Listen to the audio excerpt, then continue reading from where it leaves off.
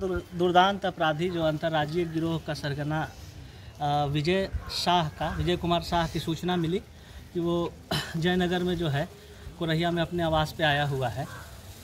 संबंधित सूचना के सत्यापन के लिए जो है पुलिस अधीक्षक महोदय के दिशा निर्देशन में एक टीम गठित किया गया और छापामारी करके उसको बरामद किया गया।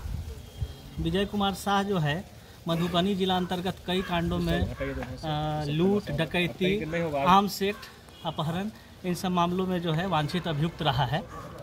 और लदनिया में जो 2 लूट हुआ था उसमें भी उसका नाम आया है। साथ ही साथ जयनगर थाना कांड संख्या 234/22 में अभियुक्त है वांछित। उसके बाद जयनगर कांड संख्या 143/19, जयनगर कांड संख्या 151/19, 217/19, लदनिया का 2 कांड 271/22 और 14/23 उसमें वांछित था।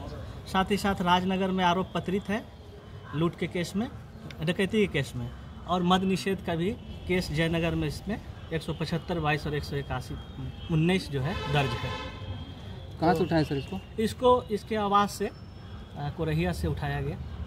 और साथ ही साथ इसके जो अन्य इस कांड में जो साथी हैं उन लोगों पे भी अभियान चल रहा है। जल्द ही उन लोग को भी गिरफ्तारी की जाएगी।